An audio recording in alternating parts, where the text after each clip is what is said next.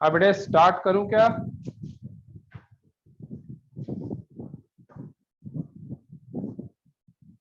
हाँ बेटे, आवाज क्लियर है? स्टार्ट करो। यस सर, क्लियर है। हाँ जी सर। चलिए स्टार्ट करो। कल का कुछ कुछ याद हुआ? हाँ सर। Yes sir. चलिए फोर्थ पॉइंट, कल 3 हुए थे ना कि 4? कल कितने पॉइंट हुए 3 थे? हुए थे सर, 3 हुए सर। डिस्क्रिमिनेटिंग पॉलिसी तक। हाँ तो कितने पॉइंट्स थे? 3। हाँ जी sir.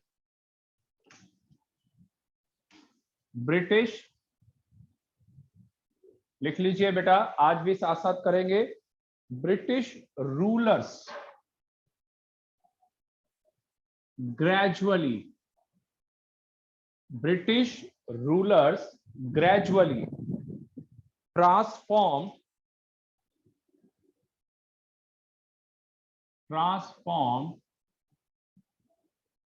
the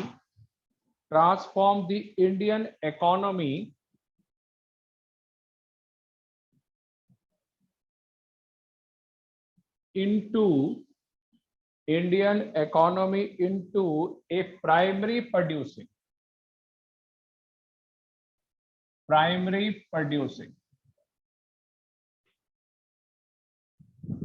country.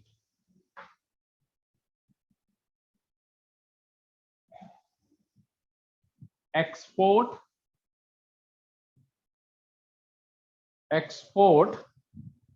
only raw material. ये मृदुल आपको याद होगा, रॉ मटेरियल का बेटा, रॉ मटेरियल इंडिया से भेजे जाते थे और आपको याद हो या आपने मैम के मुंह से सुना हो, और वहां से फिनिश प्रोडक्ट मंगवाए जाते थे। याद है मृदुल? मानसवी, आपके स्कूल में हो चुका है ये चैप्टर। हाँ जी sir. Agriculture product, export only raw material and agriculture product necessary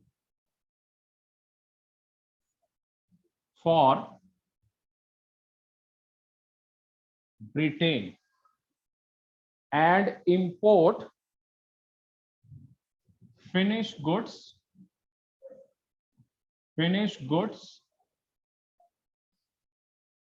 from Britain। बेटा बहुत इंपॉर्टेंट पॉइंट है ब्रिटिशर्स का, ये था कि इंडियन इकोनॉमी के अंदर रॉ मटेरियल या एग्रीकल्चर प्रोडक्ट बहुत है, आप एक्सपोर्ट करिए, एक्सपोर्ट रॉ मटेरियल या एग्रीकल्चर प्रोडक्ट फॉर ब्रिटेन, और इंपोर्ट करिए फिनिश गुड्स वहां से, और वो भी महंगे रेट्स पे। यहां से रॉ मटेरियल जाएगा, एग्रीकल्चर गुड्स जाएंगे, और वहां से बेटा जो है इंपोर्ट होगा मैन्युफैक्चरिंग और हाई रेट पे। तो ये भी एक तरीका था इंडियन इकोनॉमी को एक्सप्लॉइट करने का, कि उनको बर्बाद कर दिया जाए। तो हम कैसे करेंगे याद? British rulers transferred Indian economy into primary producer country, export raw material and agriculture and import finish goods from Britain. तो ये एक और तरीका था उसको एक्सप्लॉइट करने का इंडिया को। चलिए आ गया समझ बेटा? चलो आगे। निखिल? Yes sir. चलिए फिफ्थ पॉइंट। निखिल तेरा फ्रेंड नहीं आया? सर मैंने मैसेज दे दिया था। ठीक है, अब मत भेजियो बेटा, उसको मेरा नंबर दे दियो, उसी हिसाब से चलियो बेटा, अब मत भेजियो उसको। ठीक है। क्योंकि अब 2 क्लासें हो चुकी हैं, अब आगे चलता जाएगा, तेरे को पता है कोर्स रुकता नहीं मेरा कभी भी। टू प्रमोट फॉरेन ट्रेड को प्रमोट करते थे, टू एक्सप्लॉइट नेचुरल रिसोर्सेस, साथ साथ लिखते जाइए, मैं हट रहा हूं जिससे आप लिख पाए। Natural resources to promote foreign trade को प्रमोट करते थे, and to natural exploit natural resources of India, exploit natural resources of India. India के सारे नेचुरल रिसोर्सेस को एक्सप्लॉइट कर रहे थे, खत्म कर रहे थे। सर हाँ जी बोलो। सर ये 4th पॉइंट में एग्रीकल्चर प्रोडक्ट के बाद क्या लिखा है? बेटे नेसेसरी फॉर ब्रिटेन, ब्रिटेन के अंदर अच्छा। भेजा जा रहा था नेसेसरी, और import finish goods from Britain.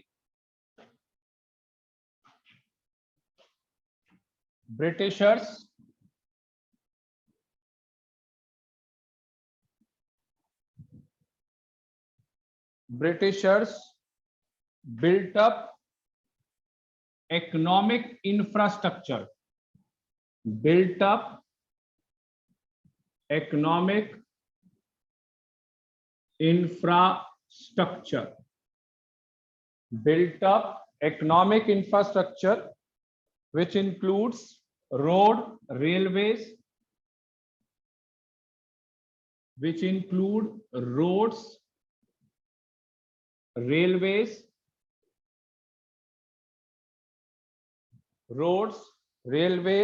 network, ports,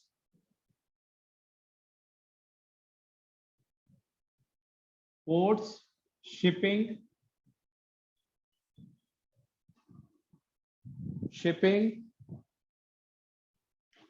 irrigation,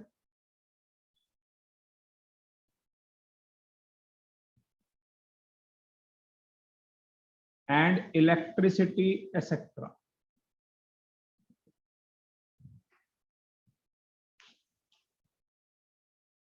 promote foreign trade को प्रमोट करते थे, इंडिया के नेचुरल रिसोर्सेज को एक्सप्लॉइट किया है, economic infrastructure which includes road, railways, network, port, shipping, electricity, irrigation etcetera. इधर मृदुल मेरी आवाज आ रही है?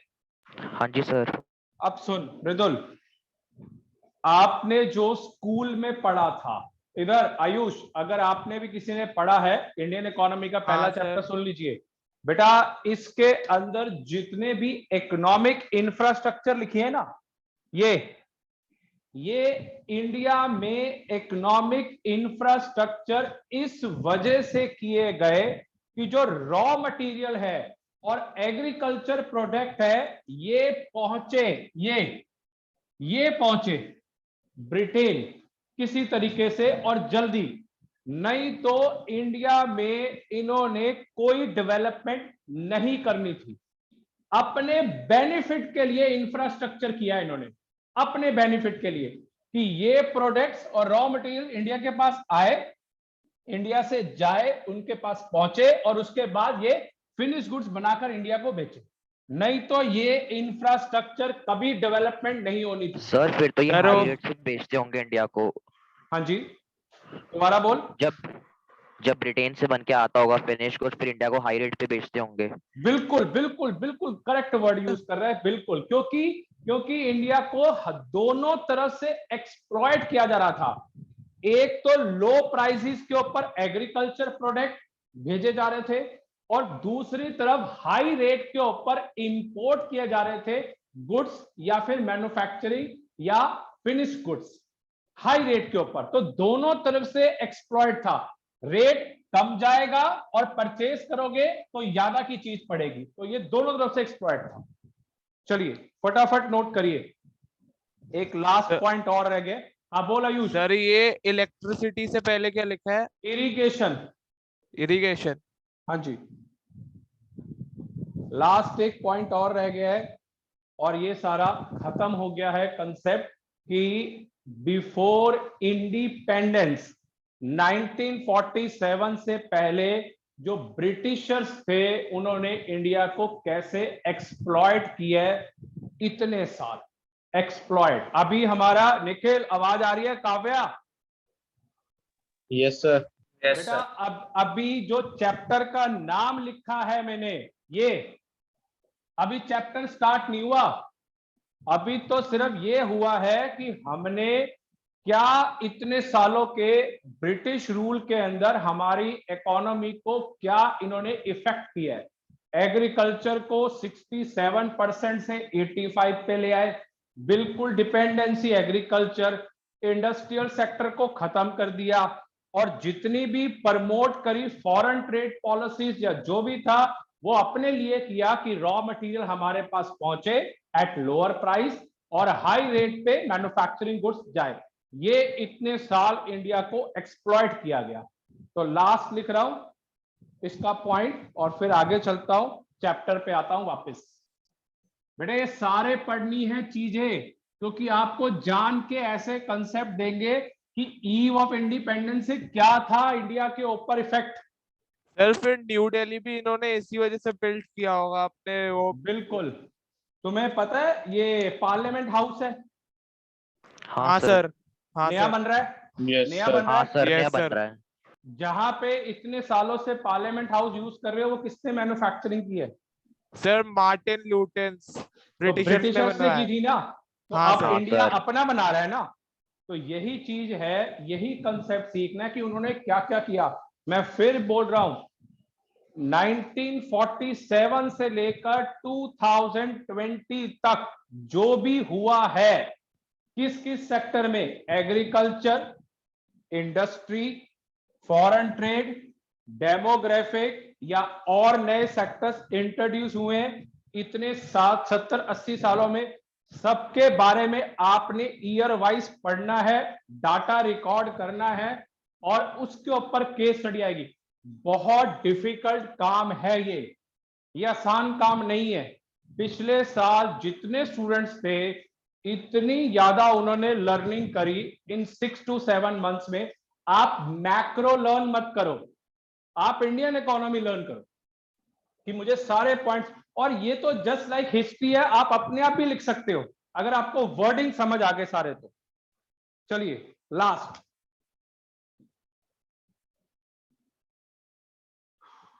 ब्रिटिशर्स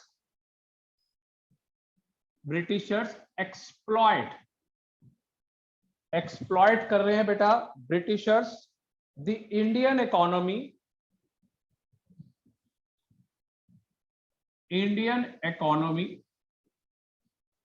थ्रू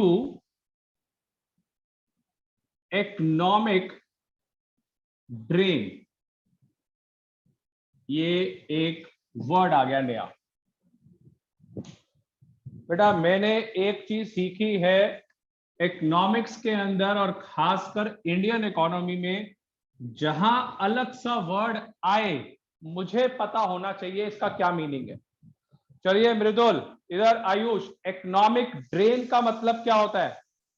सर नहीं पता। और किसी को बेटा? इकोनॉमी नीचे जाना।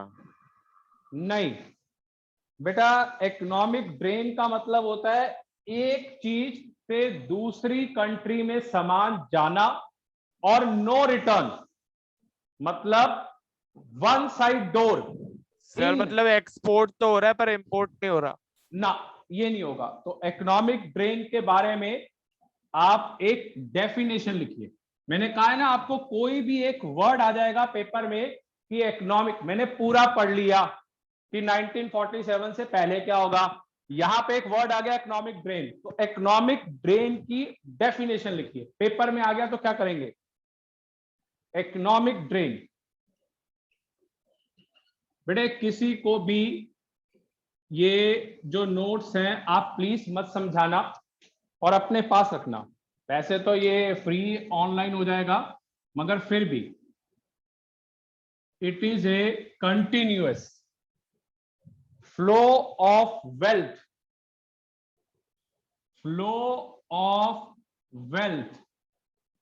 From one nation to another, from one nation to another without any return,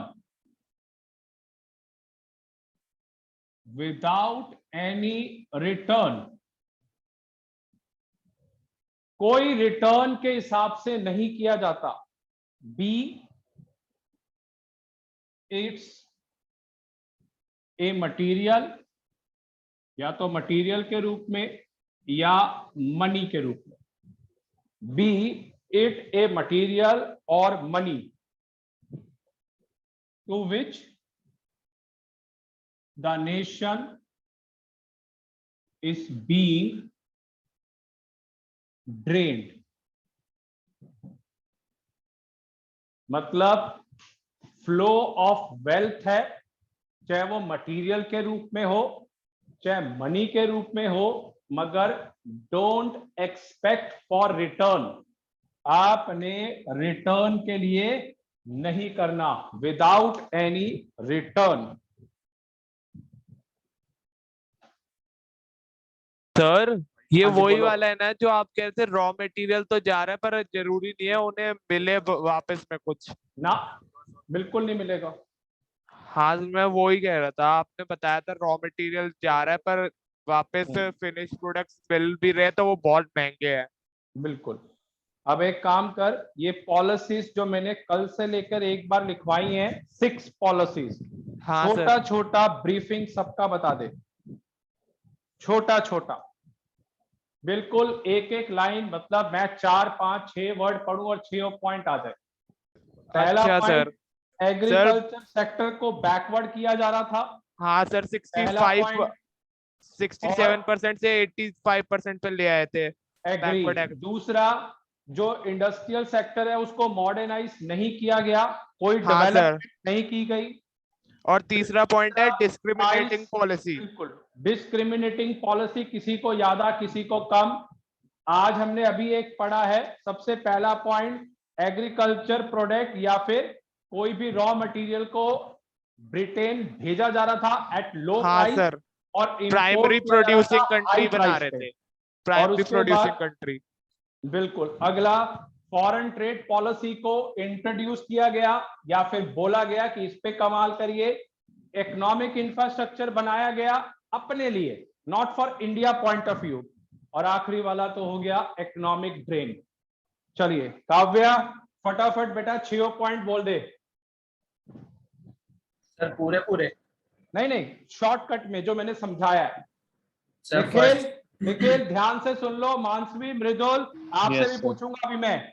फटाफट बोल काव्या, सर याद हो फर्स्ट जाएंगे बोल बोल के। सर फर्स्ट पॉइंट में इंडिया को बैकवर्ड कंट्री कहा गया, एग्रीकल्चर का बैकवर्ड एग्रीकल्चर सेक्टर को बैकवर्ड में ले आए। बैकवर्ड। सेकंड के अंदर जो हमारे इंडिया के इंडस्ट्रियल वो थी, क्या बोलते हैं, इंडस्ट्रियल सेक्टर था, उसे मॉडर्नाइज नहीं किया गया। बिल्कुल। थर्ड पॉइंट के अंदर हमारे इंडिया के खिलाफ ब्रिटिशर्स ने डिस्क्रिमिनेटिंग पॉलिसी अप्लाई करी। फोर्थ जैसे के हम अंदर सुनते नहीं थे, जैसे हम सुनते नहीं थे, फूट डालो शासन करो, वही वाला कंसेप्ट। अगला, डिवाइड एंड रूल। हाँ डिवाइड एंड रूल, वही वाला कंसेप्ट लग गया। फोर्थ पॉइंट आज का, अगला, ब्रिटिश रूल्स ने अपने ब्रिटेन के अंदर हमारे यहाँ से सामान एक्सपोर्ट करे थे, बट वो लो कॉस्ट पे, बट यहाँ पे इंपोर्ट करवाए थे हाई प्राइस पे। बिल्कुल। अगले पॉइंट है कि ब्रिटिश ने फॉरेन ट्रेड को इंट्रोड्यूस किया और अपने लिए इंफ्रास्ट्रक्चर बिल्ड किया। ठीक है। छठा, और सिक्स में ब्रिटिशर ने इंडियन इकोनॉमी को एक्सप्लॉइट किया थ्रू इकोनॉमिक। अच्छा बेटा, निखिल, मृदुल, मानसवी, समझ आ गया? हाँ सर। Yes, sir. हाँ जी सर। अब सुनो, ये कैसे याद होगा? काव्या, आयु सुनिए, क्योंकि मेरा हाँ मोटिव है सर। याद कराना, मेरा मोटिव है याद कराना। क्या आप लोग अपने वर्ड्स में ये 6 पॉइंट लिख सकते हो? Yes, हाँ sir. सर। Yes sir. लिख सकते हो तो एक काम करना, क्लास के बाद मुझे व्हाट्सएप करना बेटा। ठीक है आपके सर। पास सारा अपने मटेरियल है, सब अपने कुछ है। पॉइंट्स में लिख के। हाँ, अपनी लैंग्वेज में जो आपको समझ आया। उससे क्या होगा, आपका बिल्कुल concept, economic policy pursued by Britishers before 1947। 1947 से पहले ब्रिटिशर्स ने क्या क्या चीज को एक्सप्लॉइट किया, इतने साल में आपके 6 पॉइंट्स आपके रेडी हो जाएंगे। इस तरीके से आपने प्रिपरेशन करनी है कि मुझे सब कुछ आ जाए। हो जाएगा बेटा, बता दीजिए। Yes sir. हाँ सर। हाँ जी सर। काव्या बेटा लिख लेगा, Nikhil? Yes sir. Yes, sir. चलिए चलिए, अब हम चलते हैं चैप्टर पे, वापस आते हैं बेटा। चलिए on the eve of independence किस किस चीज के ऊपर इफेक्ट हुआ, बना लीजिए। सबसे पहला किस सेक्टर पे हुआ? Agriculture sector.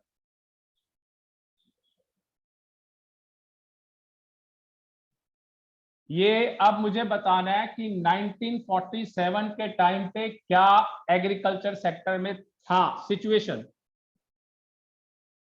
इंडस्ट्रियल सेक्टर 2, तीसरा फॉरेन ट्रेड, फॉरेन ट्रेड, हर सेक्टर को हमने डिस्कस करना है। डेमोग्राफिक कंडीशन, हमारी कंट्री में पॉपुलेशन कितनी है, मेल फीमेल क्या थी उस टाइम पे, कंडीशंस क्या थे, बर्थ रेट क्या था, डेथ रेट क्या था, सब डेमोग्राफिक में डिस्कस होगा। ऑक्यूपेशनल स्ट्रक्चर, जॉब प्रोफाइल क्या था, ऑक्यूपेशनल स्ट्रक्चर। लास्ट आपका इंफ्रास्ट्रक्चर सेक्टर। तो 1947 में इंडिया का इंफ्रास्ट्रक्चर सेक्टर क्या था?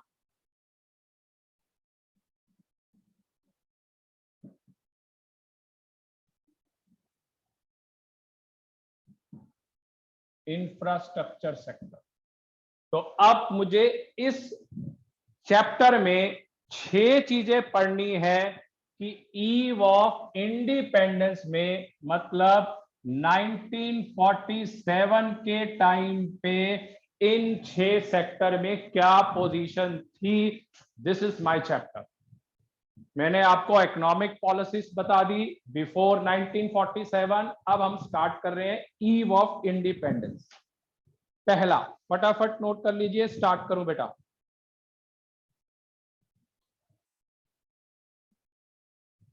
सर कर लिया। हो गया? हो गया चलिए सर। बेटा, हो गया। रब कर दूं? Yes, sir. चलिए,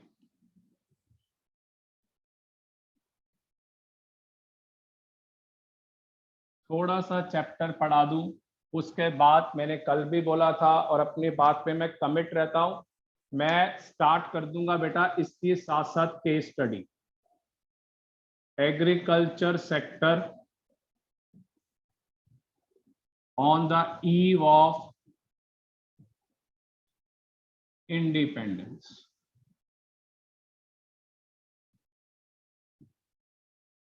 agriculture sector at the time of independence या on the eve of independence. पहला पॉइंट, फर्स्ट,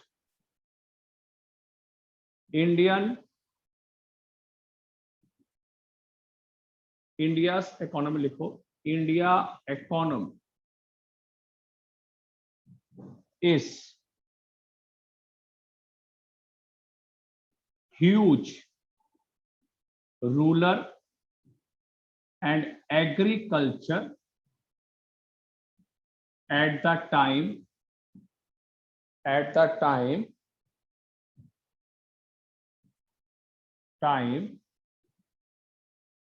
of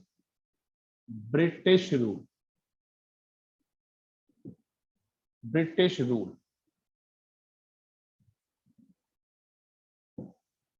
दूसरा, एक तो गरीब और साथ में agriculture eight the time of British rule.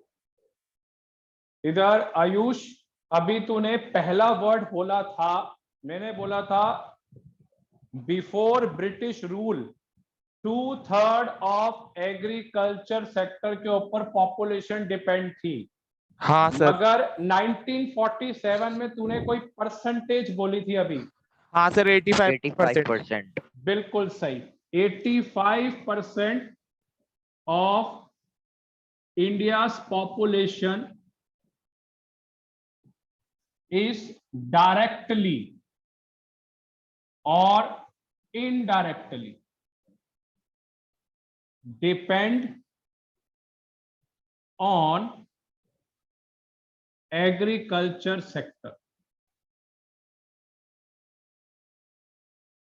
तीसरा, last point, third, the country was not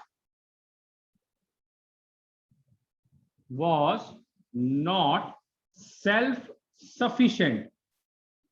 पहली हमारी कंट्री सेल्फ डिपेंडेंट थी, इन्होंने इतनी खराब कर दी सिचुएशन कि सेल्फ सफिशिएंट भी नहीं है इन food and raw material for industry. ये आपके एग्रीकल्चर सेक्टर के 3 पॉइंट्स हैं. पहला, huge an agriculture eight the time of British, या उस टाइम पे ईव ऑफ इंडिपेंडेंस में भी यही था. एक फिगर आपको याद करनी है, डाटा आपको लर्न करना है. 85% ऑफ इंडियन पॉपुलेशन डायरेक्टली और indirectly depend on agriculture sector, not self sufficient in food and raw material for industry. तो ये 3 फैक्टर्स थे एट द टाइम या on the eve of independence agriculture sector में India में. चलिए फटाफट note करिए. निखिल एक बार बेटा सारे बोल दे. सर पूरे? हाँ, तीनों पॉइंट्स बोल दे फटाफट. The Indian economy is used rural and agriculture at the time of British rule. 85% of India's population is directly or indirectly depend on agriculture sector. The country was not self-sufficient in food and raw material for industry. मतलब तीनों point समझ आए कि पहली बात, एक तो agriculture sector है, बहुत पॉपुलेशन है. दूसरा 85% डिपेंड है एग्रीकल्चर पे, और हमारे पास अपने लिए फूड भी नहीं है और साथ में रॉ मटेरियल फॉर इंडस्ट्री भी नहीं है. चलिए फटाफट नोट कर लीजिए, बता दीजिए, मैं आगे चलूं. हो गया सर. हो गया? हो गया सर. Yes sir. तो अब ये आता है, इसमें क्या क्या कॉजेज हैं जिनके कारण ये सब कुछ हुआ. आयुष, ये क्या कॉजेज हैं कि इतनी पॉपुलेशन जो है एग्रीकल्चर सेक्टर पे आ गई, वो आपको इसके बारे में लिखने हैं. Causes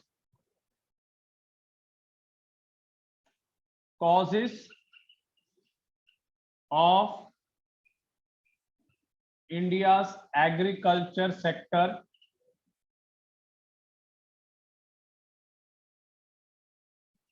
India agriculture sector during the British या colonial rule. इन्होंने ऐसा क्या कर दिया जिसके कारण ये सारा खराब हो गया. पहला, land settlement system. Land settlement system. हाँ जी बोलिए सर. इधर कॉजेज ऑफ इंक्रीज इन नहीं आना चाहिए बेटा. Causes of Indian agriculture sector या स्टैग्नेशन या एक्सप्लॉयड. समझा? ठीक है सर. कि ब्रिटिश रूल के अंदर क्या क्या सेक्टर्स थे जो इन्होंने खराब कर दिए. दूसरा, commercialisation of agriculture. Very very important, इसकी डेफिनेशन भी याद करनी है. Commercialisation of agriculture. इधर मानसवी, अभी तक हमने कौन सी डेफिनेशन याद करी है 2 क्लासों में? मैंने स्पेशली लिखी थी. मृदुल, कौन सी डेफिनेशन लिखी थी? Economic drain. इकोनॉमिक ड्रेन की डेफिनेशन लिखी थी मैंने. आयुष, आवाज आ रही है? रिस्पॉन्स नहीं दे रहे बेटा. हाँ सर आ रही है. चलिए हाँ सर आ रही है. अगला, लो लेवल ऑफ प्रोडक्टिविटी. बेटा याद करनी है डेफिनेशन. पहले चैप्टर में 13 डेफिनेशंस हैं. 13. अगर कोई और भी निकली कम ज्यादा वो भी और बताऊंगा मैं. लर्न करनी है डेफिनेशन. मैंने बोला है 4 मार्क्स का एक क्वेश्चन आना है सिर्फ डेफिनेशन का. लो लेवल ऑफ प्रोडक्टिविटी, ये दूसरी डेफिनेशन बनेगी. सेकंड, जो अलग से आ सकती है, low level of productivity. Sir ये कमर्शियल ऑफ एग्रीकल्चर की। हाँ जी, कमर्शियल ऑफ एग्रीकल्चर। अगला, स्केर्सिटी ऑफ इन्वेस्टमेंट। ये चार रीजंस थे, ये चार रीजन थे, ये चार रीजन है जो हमने अभी 3 पॉइंट्स लिखे हैं उसके लिए। सर 3 थर्ड पॉइंट क्या है? बेटे, low level of productivity, low level of productivity. बेटा मेरे को मृदुल इतना कराना है कि आपको रोज थोड़ा थोड़ा लर्न होता जाए, थोड़ा थोड़ा। ये ध्यान रखना बेटा, अभी तक हमने जितना भी किया है हमारे को लर्न होना चाहिए, तभी इंडियन इकोनॉमी का फायदा है, नहीं तो कोई फायदा नहीं। आखिरी में इतना इकट्ठा हो जाएगा कि आप लिटरली परेशान हो जाएंगे, अब क्या करूं मैं, मेरे से याद नहीं हो रहा, वहां केस स्टडी आनी है, क्या आंसर लिखना है, कैसे जजमेंट करनी है। और यही हाल आपका बिजनेस स्टडीज में भी है सेम। तो आउट ऑफ 5 सब्जेक्ट आपको 4 सब्जेक्ट को प्रेफरेंस देनी है। तो आपने ध्यान रखना है कि मैंने बिजनेस स्टडी को ऑप्ट करना है या इको को। मगर जिनके पास मैथ्स नहीं है तो उनको तो बेटा ये दोनों सब्जेक्ट करने पड़ेंगे। तो इंग्लिश हाँ सर, दोनों में कंपलसरी, थोड़ी है। इंग्लिश कंपलसरी, आपका मैथ्स, अकाउंट्स, और आपका जो रह गया वो बीएसटी और इकोनॉमिक्स में से एक सब्जेक्ट जो कॉलेज में एडमिशन होती है on the basis of 4 subjects. तो आपने वो उसकी भी तैयारी उस तरीके से करनी है। चलिए, हो गया बेटा? यस हाँ सर। जी सर। हाँ सर। चलिए, मैं और पढ़ाऊं कि नहीं, साफ क्लियर कट कि कल, क्योंकि इन चारों पॉइंट तो हो नहीं सकते, या एक करवा दूं? बोलिए, सर एक करा दो। एक करा दूं? चलिए। हाँ सर, ये लैंड Yes. सेटलमेंट सिस्टम वाला वो बचपन की क्लासेस में पढ़ा हुआ भी है, इसलिए हाँ जल्दी में समझ में हाँ, वही आएगा। जो हम मूवीज में भी देखते थे, हाँ सर। जमींदार, हाँ सर। जमींदार जो करते थे। तो पहला आ गया इसका land settlement system. First, land settlement system.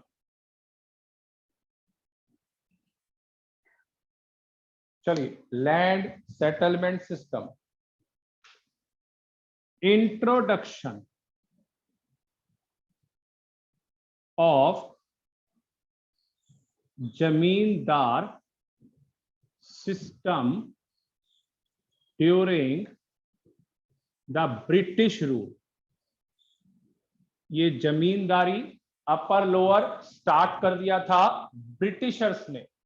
पहले सब एक समान थे, मगर इन्होंने स्टार्ट कर दिया कौन रिच कौन पुअर फार्मर। अगला, profit earn out of, profit earn out of agriculture, agriculture, profit earned out of agriculture went to zamindar, went to zamindar for rent, for rent, bracket में लिख दिया लगान। पिक्चर भी देखी थी आपने, लगान। वेंट टू जमींदार फॉर रेंट, लगान के लिए। जमींदार कलेक्ट लगान, कलेक्ट लगान from farmers, from farmers regardless his economic condition, economic condition, उसको कोई मतलब नहीं है कि उसकी क्या इकोनॉमिक कंडीशन है, चाहे पुअर है चाहे कुछ है, उसको चाहिए चाहिए।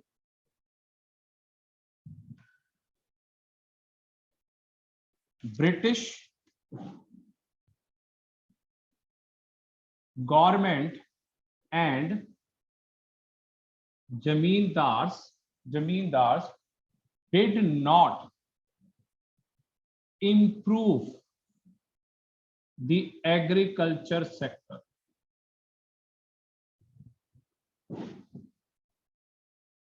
Did not improve the agriculture sector. चलिए बेटा, इधर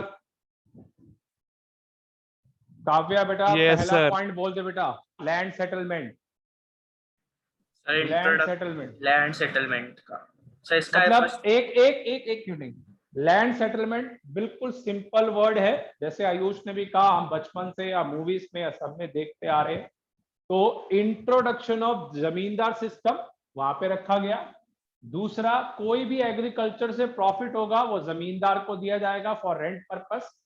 फिर तीसरा, जमींदार कलेक्ट करेगा वो रेंट, लगान, उसको कोई मतलब नहीं है कि फार्मर की कंडीशन क्या है। और इन दोनों ने मिलकर कोई इंप्रूवमेंट एग्रीकल्चर सेक्टर की कंडीशंस में नहीं करी। चल बेटा अपने वर्ड्स में बोल, काव्या शॉर्ट में बोल दे जो तेरे को समझ आ रहा है।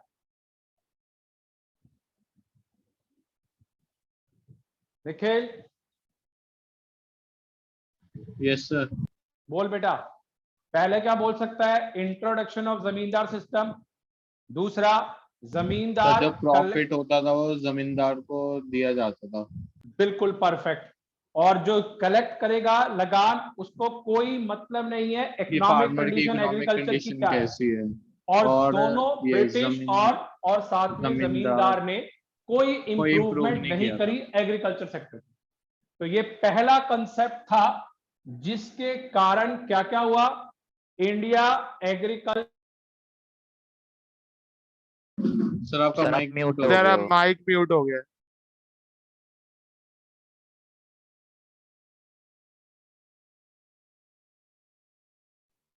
आवाज आ रही है, एक कॉल आ गई थी, आवाज आ रही है। हाँ सर।